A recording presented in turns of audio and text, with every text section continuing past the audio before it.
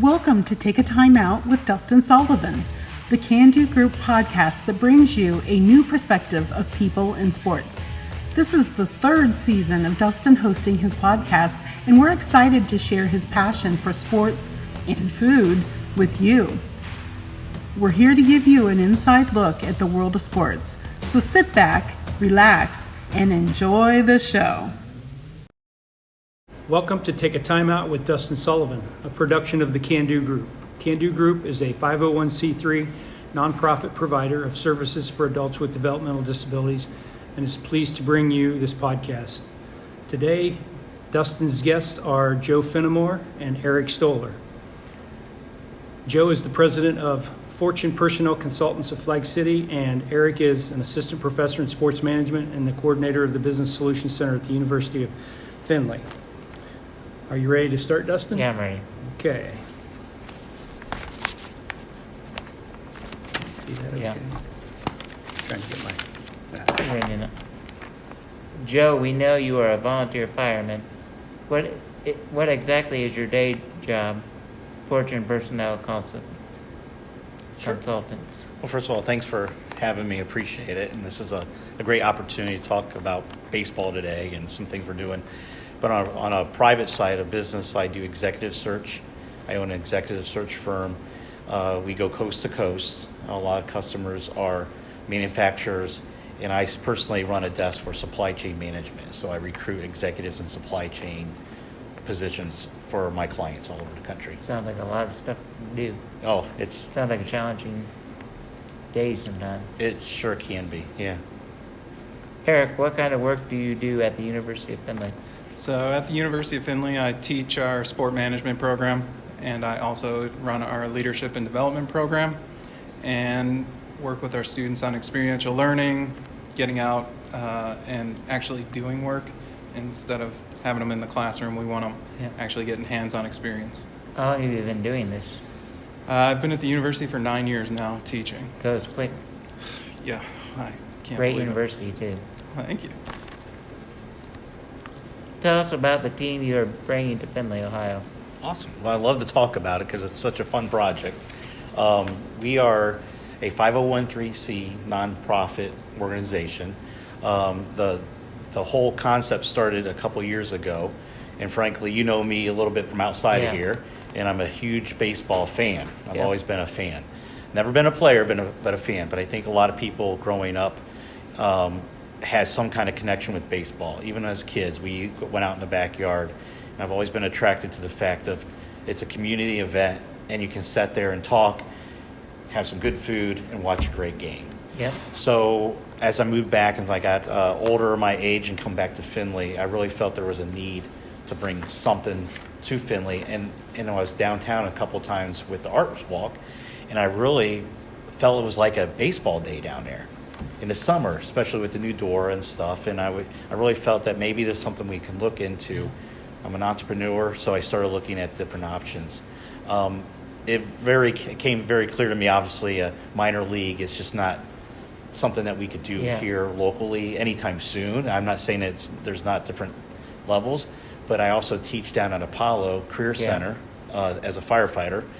And I started getting connected with the Lima Locos and the team down there, and I thought it was very interesting. They have a strong following in Lima in that region, and I couldn't believe it. And I've learned by going to games and stuff that it was a collegiate league, and they're really bringing up athletics or athletes who need to be in a minor league kind of environment for 2 months in the summer, because these athletes are getting recruited and they're potentially going to go to MLB or minor league.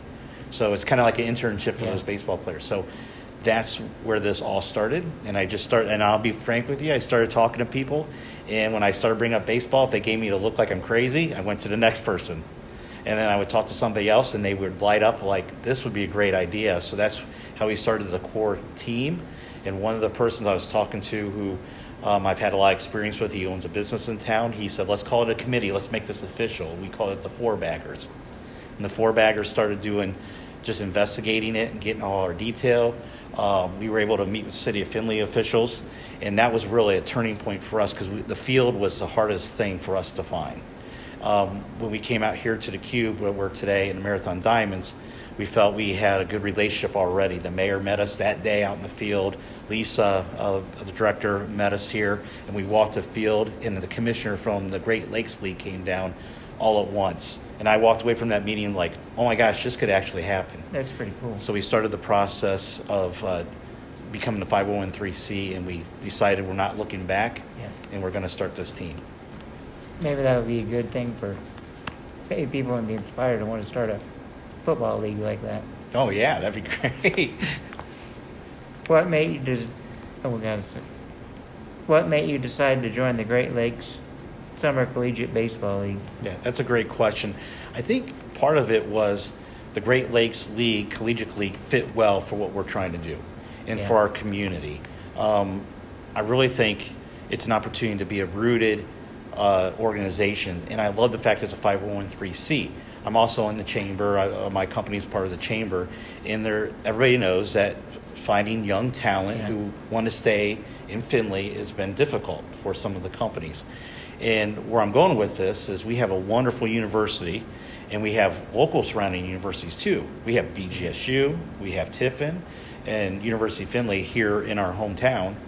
And I thought, wow, we could really leverage this as internships Yeah. and have student-owned, student-operated folks. So very community-rooted. We got to be in the community, but the students can run it. And that's how we started developing this model and really setting the groundwork and benchmarking this.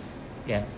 When it starts, I might come watch it be played When are we going to start playing? next year, right? Yeah, so we are on goal to play 2025, and I'm kind of glad we did that because it takes a lot. Even though it's a nonprofit 501(c)(3) tax-exempt organization, it takes a lot to get this up and running, and we want to do it right. And one thing about some of the people who are advising us, who have relationships with pro sports, they'll tell you every time, and I'll pick on this, not pick, but talk about the Pittsburgh Steelers. If you want a winning organization, it's how they treat their people and Yeah. how they develop it. And we were very lucky to have some people who have that kind of background and Yeah. to coach us on developing this team. So that's what we're doing right now. We are behind closed doors. There's a lot of activity. I always got to laugh when people are like, well, you're not playing the 2025. It feels like we're playing today, like Yeah. because we're doing all the groundwork today, every day. So and I'm looking at Eric because Eric just joined our team, and it was very organic. College students who I was meeting with had introduced me to Eric, and then through the process, he ended up being on our board. So you guys plan on playing Lima, the Locos? Yep, we plan on playing Lima Locos, which we're really excited about that because if anybody knows, Lima is the team to beat Yeah. in the league. So the farthest north team is Muskegon, Michigan, Yeah. and then the farthest south team are Athens, which is a great organization too, which we work very closely with the Athens team because it's very similar to how we're building our team. Athens, everybody knows OU down there. It's a not-for-profit, but they have 20-something internships with students down there. Their students run it, and I'd be safe to say they're probably the most profitable team. Eric knows a lot about because he has that connection with the teams. But and that group down there is working with us hand in hand right now. What other communities are represented, like, as far as teams go? I looked at the website a little bit, and there's one in Salina, I believe. Yeah. And so what communities are represented, Eric? There's Dayton, Xenia, Hamilton, Lima. Athens has a team, and there's the two in Michigan, I believe, are the 7 that are in the league right now. So Findlay will be the 8th team? Yeah. Correct. Okay. Maybe Tiffin will have a team someday. Yeah, it could be a possibility. I mean, in Yeah. our area for that, and it's nice to have. Obviously, travel Yeah. is a big expense for the team, so it's nice to have Lima right down the road, and those fans will travel. And I'm telling you right now, Findlay's going to have to show up with our team because we're going to be competitive with Lima. I may become one of their biggest supporters. Yeah, Start watching the games. yeah, I hope so. Maybe I'll have televised in a couple of years. Yeah. So the student operation part of the business obviously ties in with your program at UF, I assume, Eric, so. Tell us how it will be student run. Okay. So we are modeling our team after what Athens does, and they work with Ohio University, and having the students do everything from being sales, marketing, PR, social media, all those types of things. And it's going to be a student-run team. That's awesome. And it's going to be a great experience for them to put on their resume, to be able to talk to people about. It's not something you normally get. Sometimes when you end up with a sports organization, you're kind of their run-around person, and that's about it. They are going to be heavily involved in doing cool. things. Yeah, it's exciting. I would kind of want to So- be part of it. So Joe explained to me this isn't, if they just want to be a part of it, they have to go through a process of applying, et cetera. Can you tell us a little bit about that?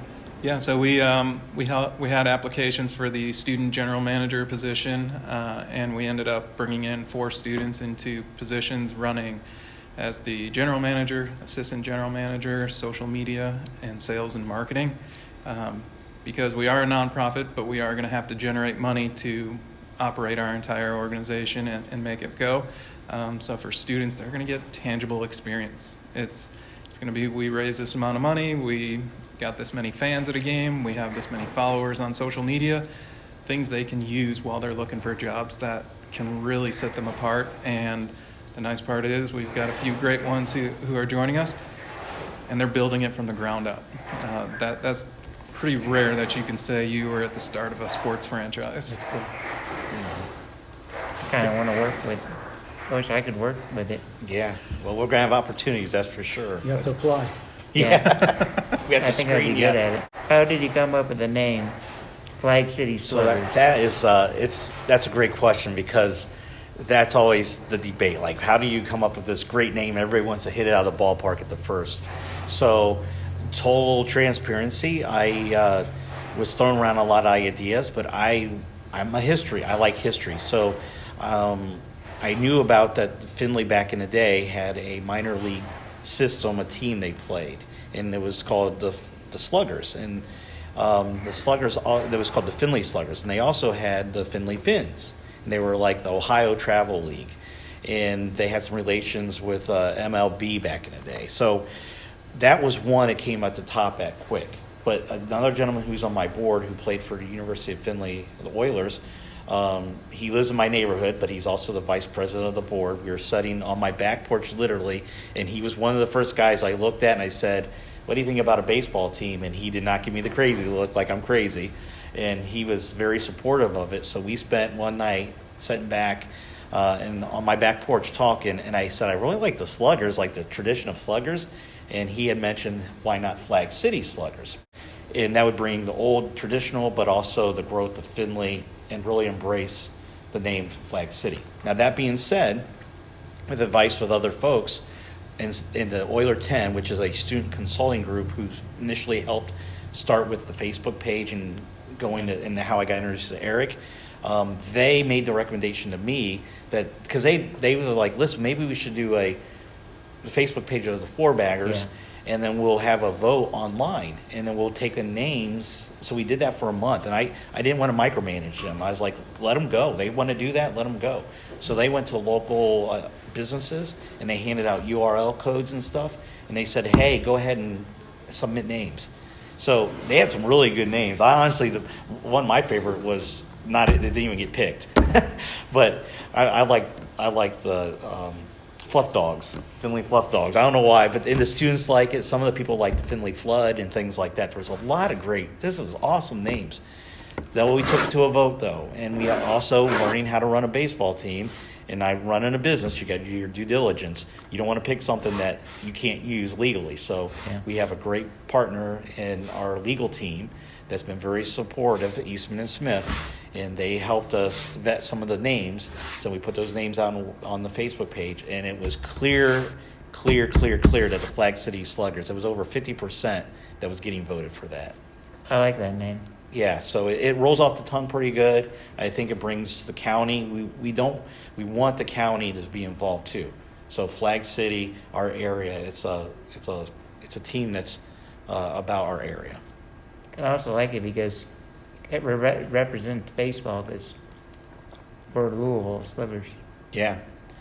Sluggers is there's a lot of stuff, and everything's up for debate. We're looking, red, white, and blue. Obviously, is it kind of makes sense for us for colors.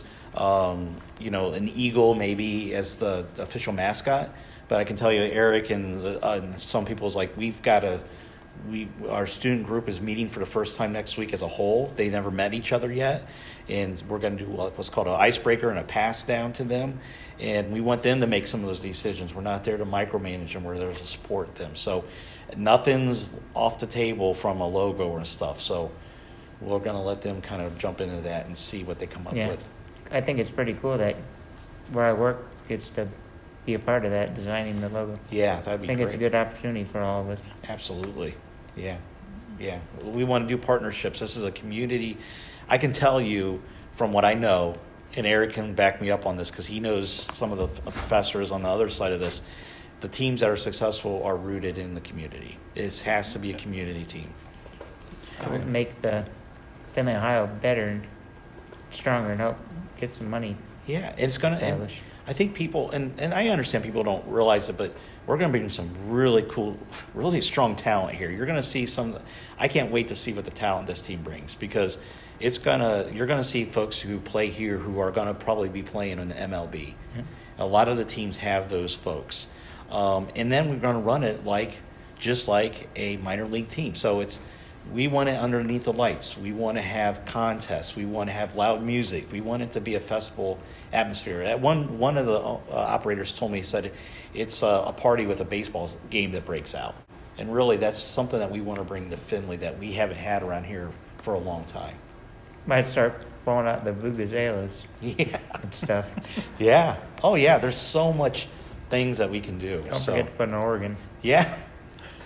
Big screen TV, fireworks. Yeah. I mean, it's all on the table at this point. That sounds like good.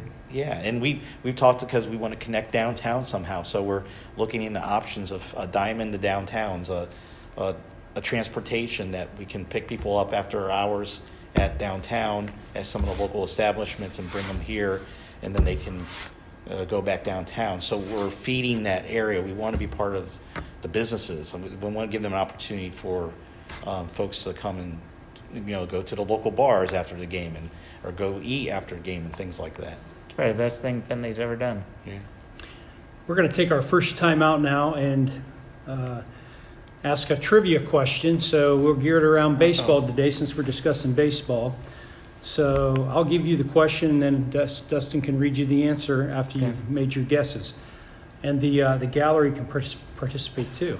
Who is the only pitcher to win 3 Major League World Series in 3 different decades?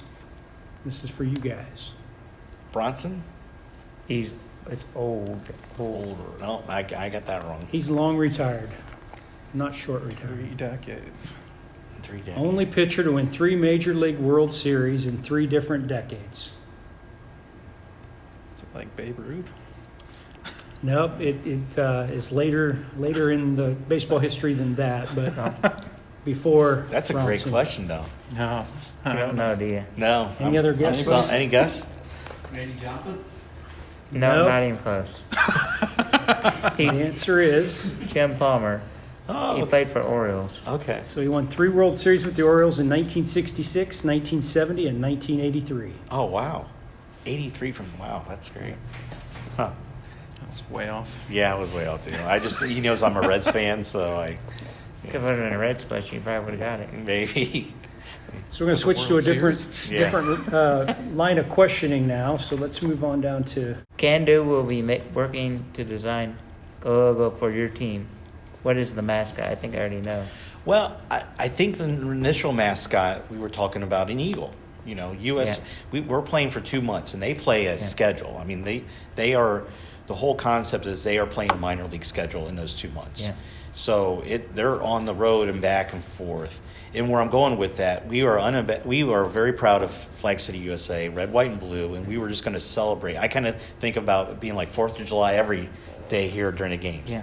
And the eagle makes sense. But that being said, I think the students need to have some say in that. And we don't want to micromanage their decision making. So if they want to come up with some sort of competition or something to get kids involved, I think I'd be all for it. But right now, we're leaning towards an eagle. With all our good art designers, like workers that make art, we'll probably make one of the best logos you ever seen. Oh, yeah. Yeah, logos, and I think it really captures the team Yeah. of what we're trying to do. So there is probably an idea out there that I have. It's not in my head, and somebody else will come up with it.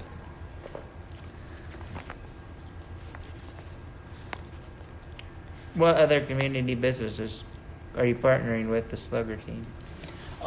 So Welcome to a New Life has been supported from a fact of they're another nonprofit organization Yeah. that has been very supportive with ideas from a nonprofit standpoint, using some of their space Yeah. for some of our meetings. University of Findlay has shown support. We've been able to utilize some space there for board meetings.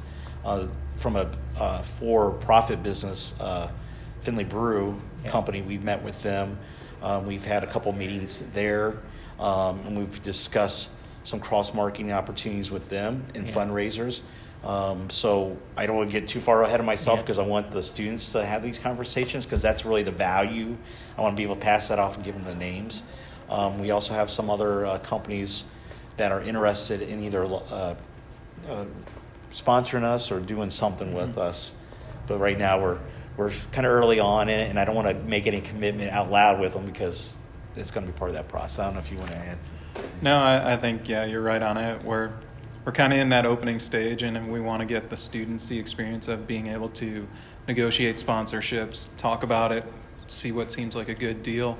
But at this point, we need to develop the groundwork and the foundation of things before we promise Yeah. anyone anything.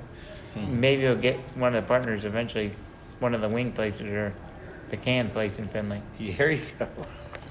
Yeah, so some of the big expense for these teams, by the way, is travel and food. So yeah, we're hoping we might have some partnerships because we're responsible feeding the team on game day. Yeah. So there might be some stuff there. We can do some cross marketing. What age are you able to play? Are you still looking for players to fill the team roster? At this point, we haven't even started looking at players. That'll be something we'll leave to a head coach when we hire a head coach to be able to look at it. But it is all college. They all have to be enrolled in college, and this would be a just summer league for them to play in, which is similar to some other summer leagues that they're currently playing in. But they do all have to be enrolled college-age students. I know a couple kids that are from college that might be interested. Yeah.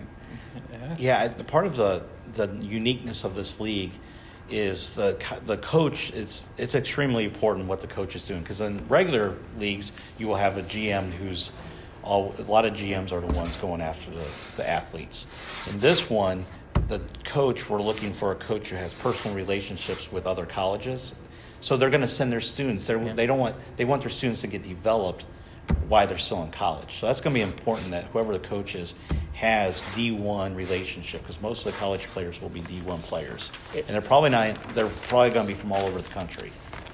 If they ever want a radio guy during summertime, I know somebody that could call play-by-play. There you go. I think he's sitting right here. Oh yeah. I'm not going to say who. So how does your Great Lakes League compare to the Cape Cod League as far as, will you compete for similar players, or is it regionally kind of That's a great developed? question. I'm assuming you look at Division 1, 2, and 3 players, not just Division 1, but does geographics determine some of that, or just tell us a little bit about how you compare to another league that's popular in our country, Cape Cod League? So we're going to be very similar. It's the same type of wooden bat league, and they will bring players from all over. Majority of them are Division One. I think they have a rule of, 3 from a school. So you can't bring an entire Division One team here. It would be getting a variety of different schools. You could have local players. Maybe they go to school somewhere further away.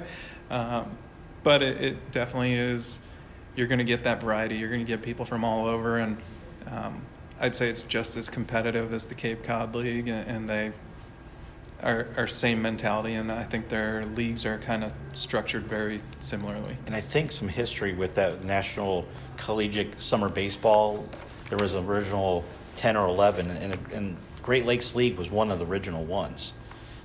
and with the Cape. So it's a lot of history in both of those leagues from being around for a long time. What teams are in the Cape Cod League? Do you know any? I follow them on Facebook, but they seem like very geographical, closer to each other than ours. Like ours is a little bit more spread out. But they're I can't throw a name out of what team is doing what, but I do.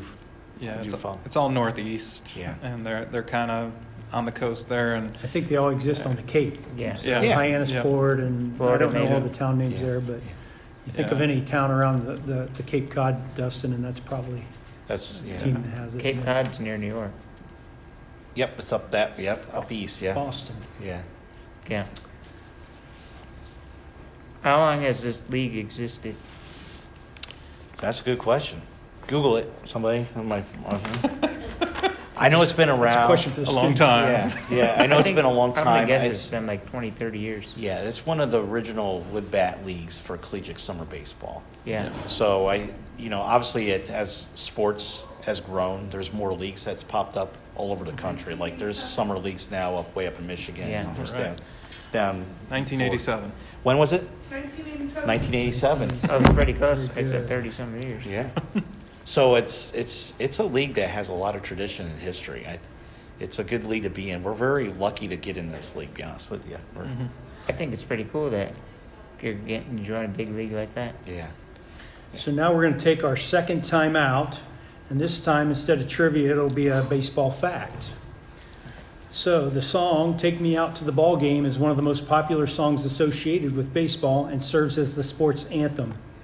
The song was written by Jack Norworth and Albert von Tilzer, who had both never actually been to a baseball game before writing the song. It continues to be one of the most popular songs in the United States, on par with Happy Birthday and the country's national anthem. That's great. So that's our baseball fact for the day. So now we'll move on to our third phase of questions here. And these are the real tough ones. So strap in here. You got to answer some hard ones. So Hard hitting. What is your favorite baseball stadium food? Food? I know I'm going to get a lot of boos on this, but because I lived in Cincinnati, I go to Reds games, and I have to have Skyline chili dog. That's a good answer. It's a great answer. I love it. I'm not going to lie. I love it. That's a staple. Yeah. See, I'm just going to pick on that. I'm from Chicago, so a Chicago hot dog. Yeah. You don't need to put any of that stuff from Cincinnati on there. I'm going to say the best baseball food probably has to be nachos. Yeah. and a cold my beer. favorite one's anything that's costs less than $10. Good luck on that one anymore, but Can't go. hey, in saying that, we were definitely going to be focused on family-friendly and affordable entertainment here. So this is not. We're probably average ticket prices are $5, and we're gonna make. So are you it going to have concessions? Yes. So your students will need to work on that too. You'll have to have your signature dish, Yeah. like the Chicago Yeah. hot dog Yeah. or the There we Skyline go. chili. Yeah. Maybe they'll get some. Maybe a Findlay meatloaf or something Findlay. There you There go. you go. Maybe you can get some Frickers food. Yeah. There you Wings go. up in the stands. Yeah.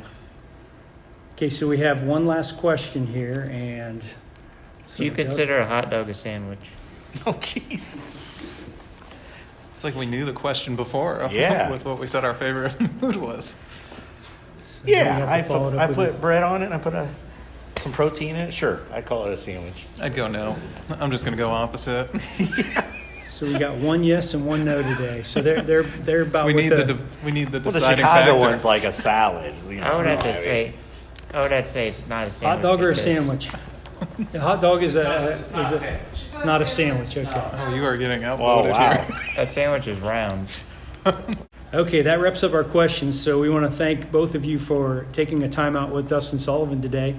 It's been nice getting to know you, and best of luck on your venture and the team. We'll look forward to attending a game next year, and we hope everyone else has enjoyed getting to know a little bit about you and your venture. Yeah, thank you very much. Thank you, Thanks for guys. having us. That's all, Appreciate it. folks. Appreciate it. DVD.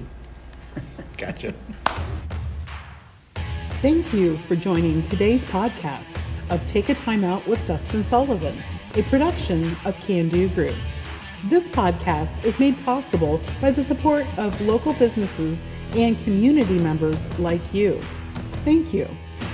Do you have a sports story to share that is linked to Ohio in some way?